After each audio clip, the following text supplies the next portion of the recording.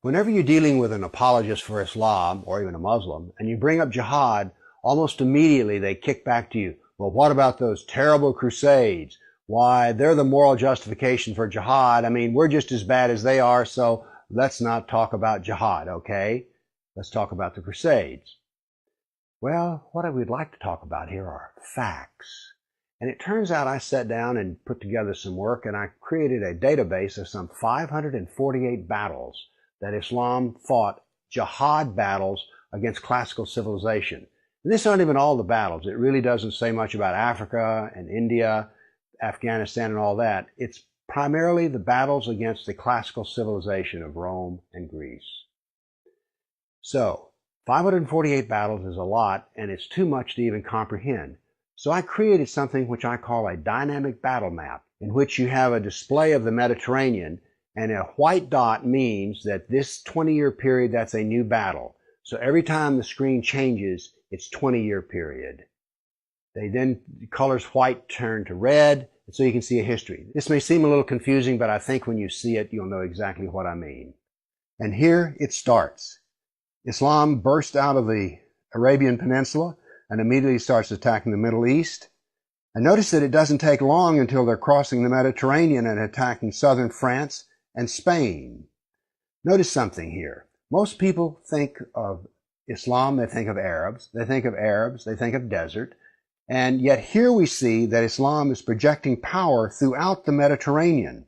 Notice how the little islands of the Mediterranean are getting hammered.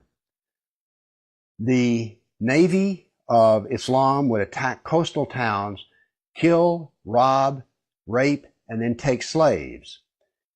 So this whole battle map, as it unfolds, you're seeing slaves being taken. Over 1 million slaves were taken out of Europe into the Islamic world. That's something you don't think about much, but it's absolutely true.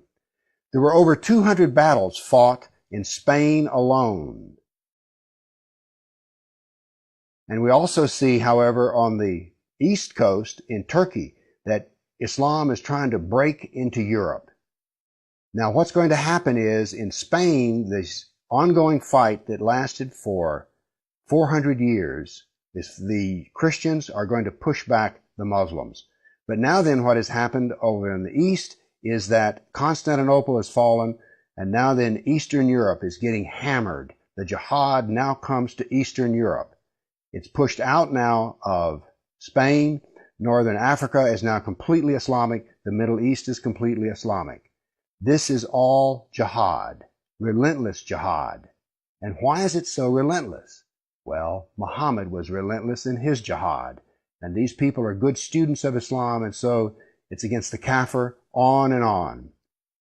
It was traditional that when the Sultan came to power, the brand new Sultan, he would immediately try to launch new wars, because he was going to be noted in his Islamic history as to how well he fought against the kafir. So that's what the jihad looked like over that time period, 548 battles. But remember, when you bring up jihad, people want to bring up the Crusades. So I also prepared a dynamic battle map of all the offensive raids of the Crusaders. Let's watch it and make a comparison. And so it begins. The Crusades enter into Turkey and the Middle East. Battles go on, but aren't there far fewer than you thought there might be?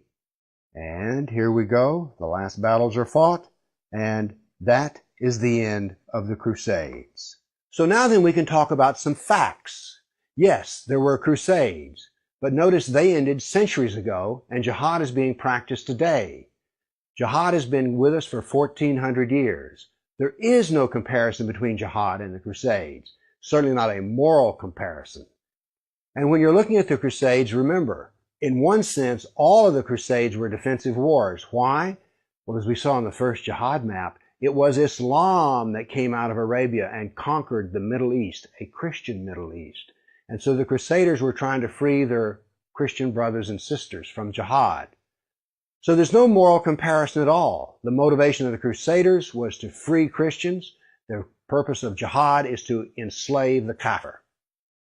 So the next time you hear somebody talk about, oh, those dreadful crusades, you've seen some facts about the matter. Why don't you pipe up and tell them, you know, you don't really know the matter.